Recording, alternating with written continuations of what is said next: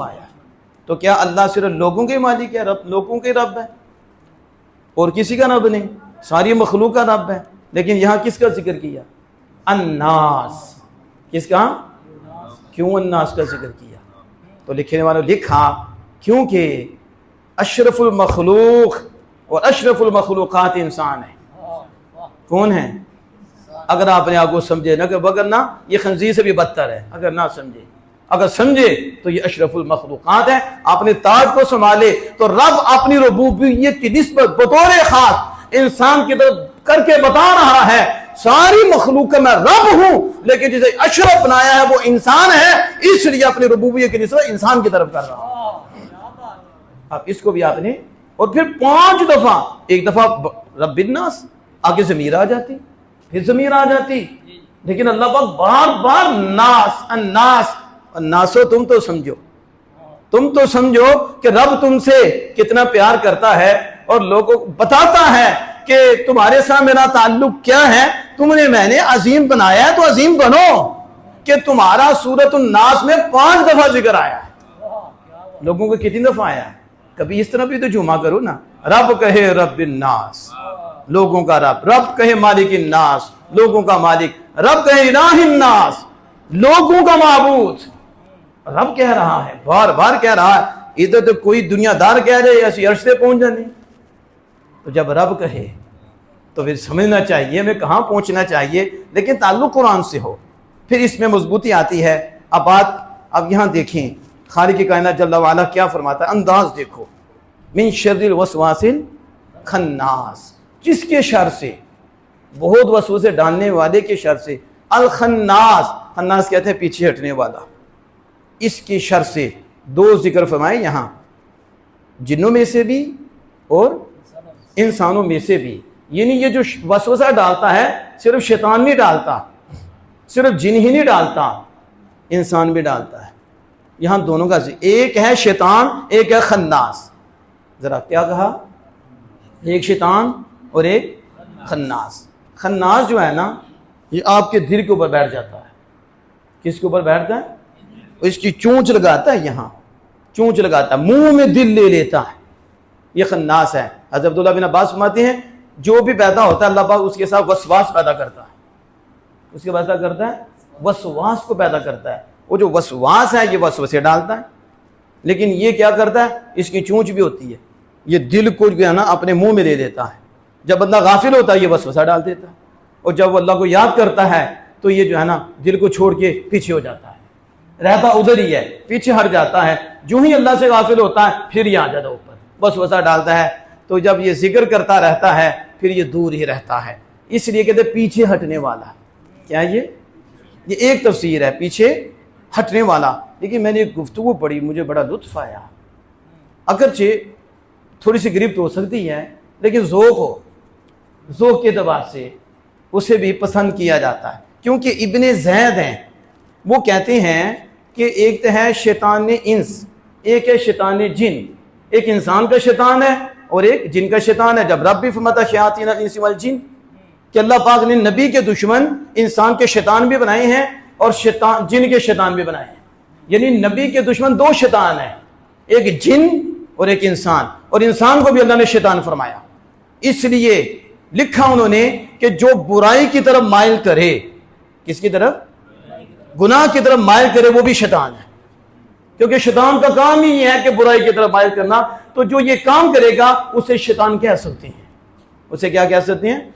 इब्ने ज़ैद कहते हैं, और उन्होंने बड़ी खूबसूरत बात की है। कहते हैं जब एक इंसानों का शैतान है और एक जिन्नों का इंसान है, लेकिन जो इंसान का शैतान है ये बड़ा खतरनाक है।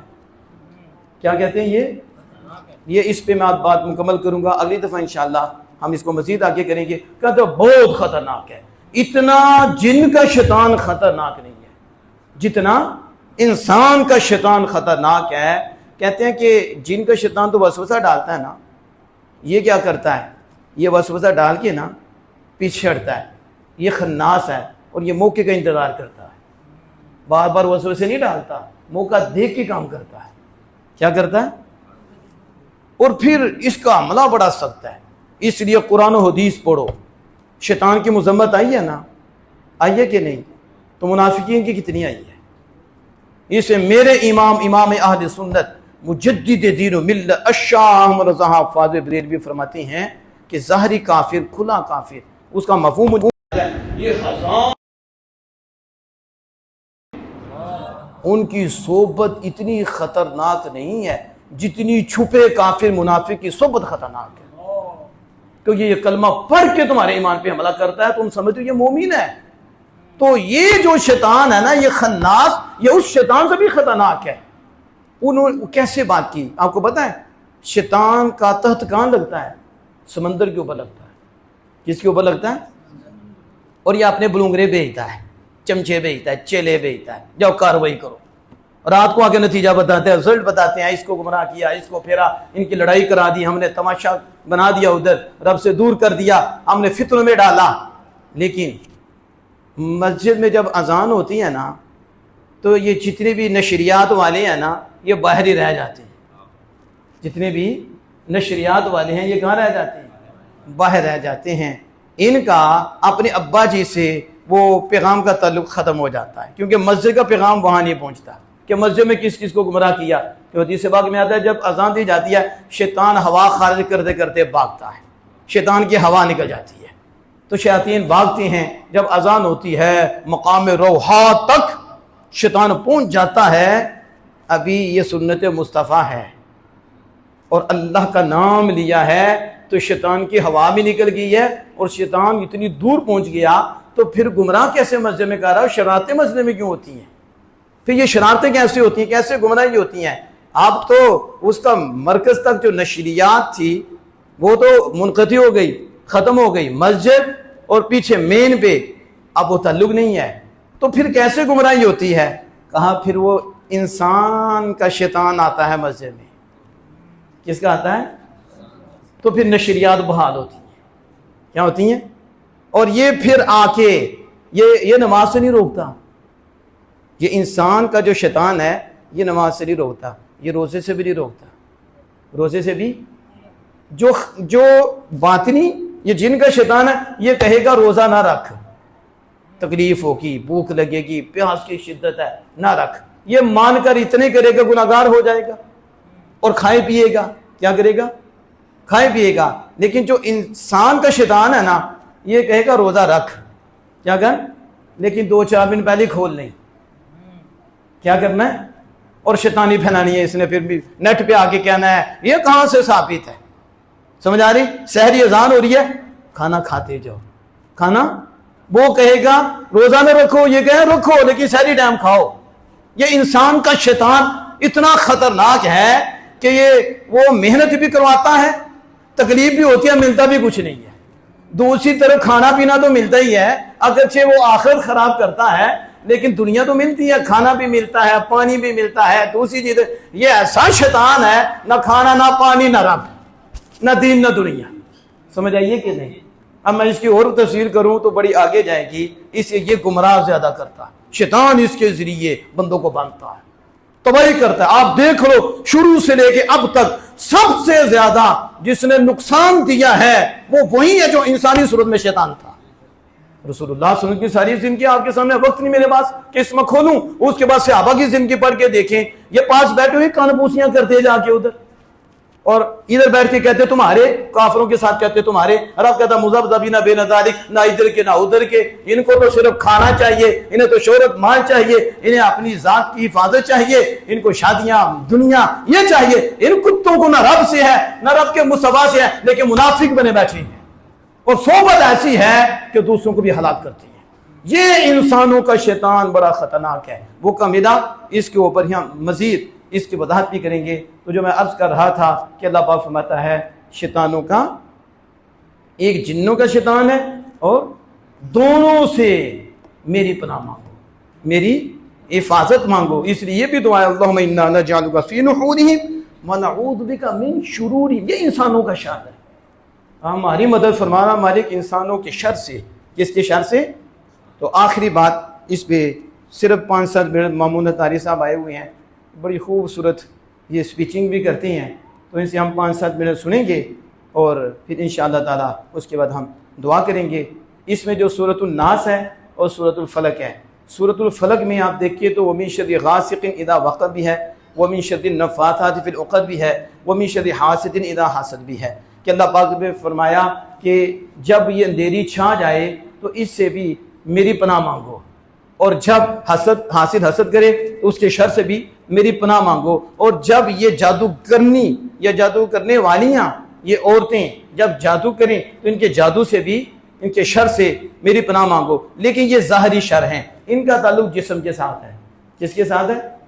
जिस्म के साथ। फलक में जिन शर से अल्लाह पाक ने पनाह मांगने का हमें हुक्म दिया वो सारे शर का ताल्लुक जिस्म के साथ है और बदन के साथ है। लेकिन सूरतुन नास के अंदर अल्लाह ने एक ही शर बयान किया, एक ही आफत बयान की है। उस आफत का ताल्लुक जिस्म के साथ नहीं है, उस आफत का ताल्लुक तुम्हारे दीन के साथ है। किसके साथ है? अल्लज़ी युवस्विसु फी सुदूरिन नास, वो लोगों के दिलों में वसवसा डालता है और दीन से हटाता है, दीन के बारे में हैरान कर देता है, इन्हें परेशान कर देता है, ये सोचो विचार में पड़ जाती हैं, दीन से हट जाती हैं। तो इसका ताल्लुक सूरतुन नास में जो रफ फरमाता है, मेरे से मांगो, मुझसे पनाह मांगो, किससे? कि ये तुम्हारा दीन खराब करता है, दीन के हवाले से वसवसे डालता है, तो मुझसे पनाह मांगो। फलक में कहा तुम्हारा जिस्म, ये जिस्म के हवाले से तुम्हें शर में डालना चाहता है, तो मैं तुम्हारे जिस्म को सलामत रखूं। इमाम राज़ी फरमाते हैं कि दुनिया की नेमत जितनी बड़ी भी हो, आखिरत की छोटी नेमत के सामने भी उसकी वो हैसियत नहीं है, उसकी वो हैसियत नहीं है। इसलिए रब ने यहां 3 दफा फरमाया रब्बिन नास, मालिकिन नास, इलाहिन नास, बार बार फरमाया कि मैं तुम्हारा मालिक हूं, मैं तुम्हारा मालिक हूं, मैं तुम्हारा रब हूं, मैं तुम्हारा माबूद हूं, तुम मुझसे मांगो, क्योंकि यहां ताल्लुक दिल का है और दीन का है, और दीन से ही तुम्हारी आबादी है और दीन से ही तुम्हारे लिए खैर है। तो फिर पीछे ज़ाहिरी शर थे, तो वहां सिर्फ एक मर्तबा अल्लाह जल्ला वाला ने यह हुक्म दिया कुल अऊज़ु बिरब्बिल फलक, बस। आगे बार बार अपना नाम ही जिक्र किया, आगे आफतें 3 बयान की और नास में 3 दफा रब्बुन नास, मालिकिन नास, इलाहिन नास, आगे आफत 1 बयान की, सिफतें 3 जिक्र की। कितनी सिफतें? 3, आफत 1, क्योंकि ये आफत दीन खराब करती है, ये आफत दीन तबाह करती है। तो अल्लाह अज़्ज़ा व जल ने यह बता दिया दुनिया का नुकसान हो जाए फिर भी खैर है, लेकिन तुम्हारा दीन का नुकसान नहीं होना चाहिए। इसलिए 3 दफा सिफत जिक्र करके बता दिया कि दीन की जो अजमत है, अगरचे वो कम भी हो, दुनिया जितनी मर्जी अजीम हो, ये उसका कोई मुकाबला नहीं कर सकती। इसलिए हज़रात मोहतरम, इसको हम इंशाअल्लाह ताला आगे जिक्र करेंगे कि बदन की सलामती से बेहतर है दीन की सलामती। अल्लाह जल्ल वाला से दुआ है कि हम सबको अमल की तौफीक